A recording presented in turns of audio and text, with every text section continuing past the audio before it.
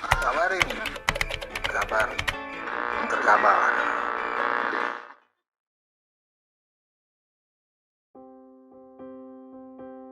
Tadi sebelumnya Bang Fahri udah bilang nih, Indonesia di zaman Pak Jokowi maju, pembangunan, infrastruktur semuanya bisa mengkoneksi pulau demi pulau. Aduh. Rasanya saya nggak perlu nanya lah sama Bang Adian ya.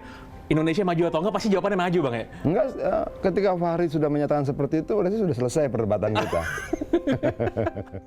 Dari Partai Gelora, Bang Fahri, pembangunan Indonesia di era Presiden Jokowi sejak 2014 itu berfokus kepada pembangunan infrastruktur, jalan tol, jalan raya, pelabuhan, airport, dan lain sebagainya. Kemarin ini pun juga di-mention ya oleh Presiden pada saat pidato di akhir pekan yang lalu. Namun juga banyak yang mengatakan bahwa ini pembangunan ini sebenarnya penting nggak sih? Sebenarnya kita tahu ini ada untuk pemerataan, nggak hanya Jawa sentris saja, Bang, semua gitu.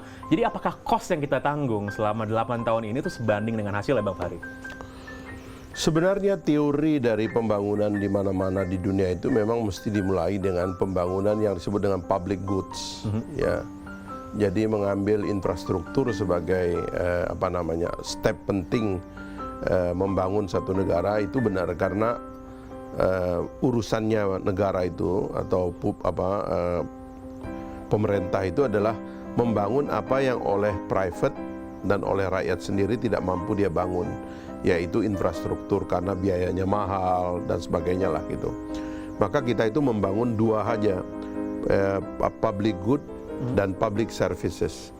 Public good itu artinya ya tadi jalan, jembatan, airport dan sebagainya. Kalau saya sering mengungkapkan itu dengan jalan tanah, jalan udara, jalan air, jalan api. Saya bilang begitu. Itu kayak film Avatar. Listrik itu jalan api. Oh, jalan api listrik. Ya. Oke. Itu kayak film Avatar itu kan. Ya memang itulah bisnisnya government gitu. Dia membangun yang tidak mampu dibangun oleh private. Dulu misalnya jalan udara itu. Dulu kan kita pakai frekuensi. Dulu kita pakai pesawat. Tapi sekarang pesawat dikalahkan oleh handphone, oleh seluler gitu. Sehingga itu juga bisa dibangun oleh swasta dan banyak sekali dengan teknologi baru sekarang ini digital. Nah itu bisnisnya pemerintah, public goods. Public services itu apa? Ya birokrasi yang bersih, ya kan, pemerintahan yang transparan, leadership yang baik dan sebagainya. Itulah tugas-tugasnya pemerintah. Jadi memang benar kalau waktu itu Pak Jokowi mengatakan setelah kita membangun infrastruktur, kita akan membangun sumber daya manusia. Memang benar. Untuk yang kedua itu, untuk membangun negara yang servicesnya bagus, ya kita memperbaiki pendidikan, memperbaiki kesehatan, memperbaiki infrastruktur, pelayanan di seluruh Indonesia dan seterusnya lah gitu. Jadi nggak ada yang salah, cuman memang saya lihat juru bicaranya dari pemerintah soal ini itu agak kurang gitu. Sehingga Pak Jokowi sering bicara sendiri soal itu. Maksudnya harusnya jadi jubir pemerintah itu Bang Fahri aja harusnya. Kan kita bikin partai sendiri. Tapi kalau yang benar kita bilang benar dong. Jadi buat saya membangun infrastruktur itu asalkan kalkulasi keuangannya itu masuk gitu ya dan tidak menciptakan efek biaya yang berlebihan yang mempersulit nanti kelanjutannya ya. Memang bagus teorinya itu ya negara membangun infrastruktur. Memang itu teori kita bernegara gitu. Kalau yang lain yang private dibangun sendiri oleh rakyat. Nggak usah pemerintah ikut-ikutan membangun apa yang rakyat itu bisa bangun, menjual apa yang rakyat bisa jual. Servis yang bisa dibuat oleh rakyat itu nggak perlu pemerintah ikut. Nah, pembagian tugas inilah mana tugas negara, mana tugas pasar, mana tugas rakyat itu yang harus kita kembangkan gitu. Jadi sekali lagi saya mendukung, nggak ada yang salah soal itu. Nggak salah ya.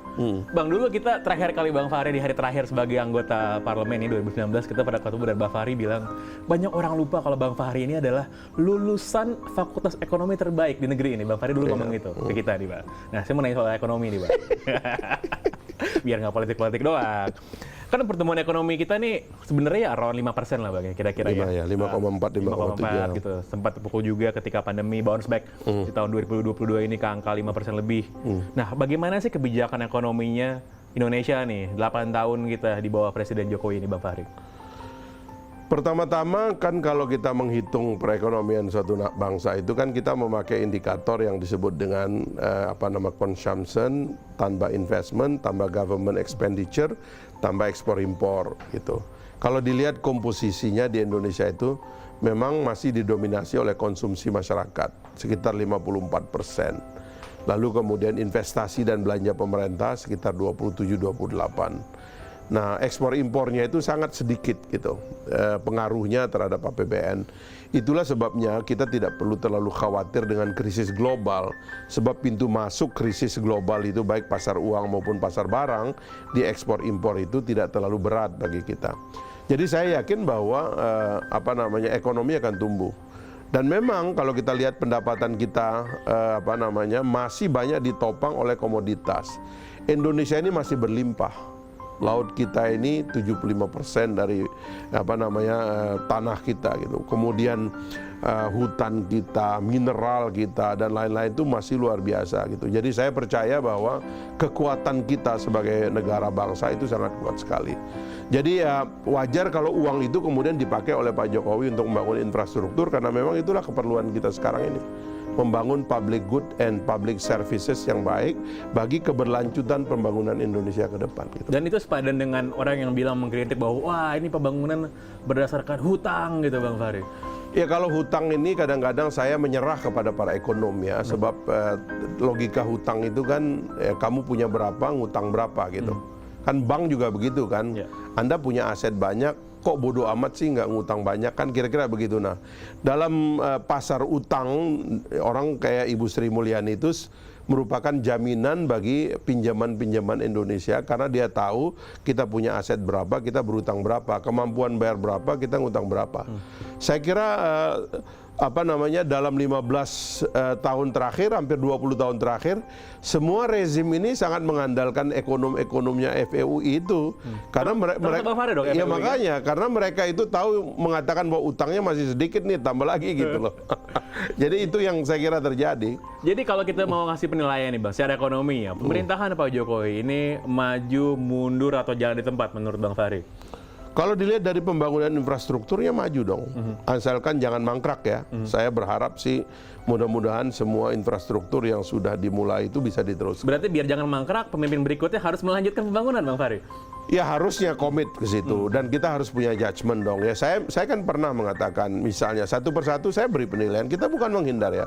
Misalnya ya kereta api cepat Jakarta-Bandung, menurut saya itu harus dilanjutkan dengan membuka jalur selatan. Jangan berhenti sampai Bandung sebab terlalu pendek. Itu harus diteruskan itu sampai ke timur gitu. Sementara kita sudah punya kereta api yang reguler yang melalui jalur utara kita ini gitu. Lalu IKN misalnya ibu kota. Menurut saya Kalimantan itu layak untuk memiliki satu tempat pemerintahan. Nggak usah terlalu buru-buru, dibangun aja dulu, bangun istana pemerintah seperti kita bangun di Bali dan lain-lain, bangun dulu, bahwa nanti bisa berkembang ya akan menjadi satu ibu kota, berkembang aja, nggak perlu kita maksa juga karena konsep sekarang ini kan kita nggak terlalu perlu space ya karena dunia sekarang semakin e-cloud ya, data pindahnya ke langit gitu kan. Jadi kita nggak perlu terlalu buru-buru juga dan saya berharap juga pemerintah mendiskusikannya itu slow aja gitu, jangan terlalu kayak maksa-maksa gitu karena kita menghitung apakah ekonomi kita akan tumbuh terus seperti ini, ekonomi dunia seperti apa. Saya kira slow aja lebih baik begitu. Ya, ada beberapa poin menarik saya pikir dari Bang Fahri bahwa pembangunan Indonesia ini secara infrastruktur sangat maju, bisa mengkoneksi banyak pulau di Indonesia, kebijakan ekonomi juga membuat recession proof gitu Bang Fahri ya. Harusnya kita nggak akan kena dampak yang sangat-sangat luar biasa ketika ada resesi global. Tadi sebelumnya Bang Fahri udah bilang nih, Indonesia di zaman Pak Jokowi maju, pembangunan, infrastruktur semuanya bisa mengkoneksi pulau demi pulau. Aduh. Rasanya saya nggak perlu nanya lah sama Bang Adian ya. Indonesia maju atau enggak, pasti jawabannya maju Bang ya? Enggak, ketika Fahri sudah menyatakan seperti itu, berarti sudah selesai perdebatan kita.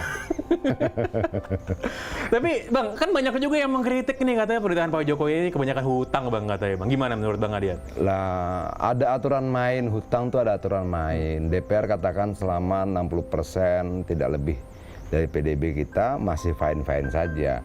Ketika pemerintahnya bermain dalam range itu ya menurut saya tidak ada yang salah. Kalau kemudian siapa yang harus dipersalahkan ya undang-undang yang mengatur itu. Bukan orang yang menjalankan undang-undang itu. Misalnya gini, lu misalnya boleh hutang maksimal 500 juta. Ya. Nah kalau lu ngambilnya 300, 200, 400, 450, 499 salah? Nggak salah. Karena aturannya 500 juta. Begitu juga aturan tentang 60% itu gitu loh. Kalau itu nggak ada masalah. Kalau orang mau mengkritik ya pasti ada lah. Siapa sih kita ini, siapa sih Jokowi ini gitu loh. Banyak orang yang jauh lebih baik daripada saya, daripada Jokowi, sekaligus dikritik orang, dan itu tidak masalah.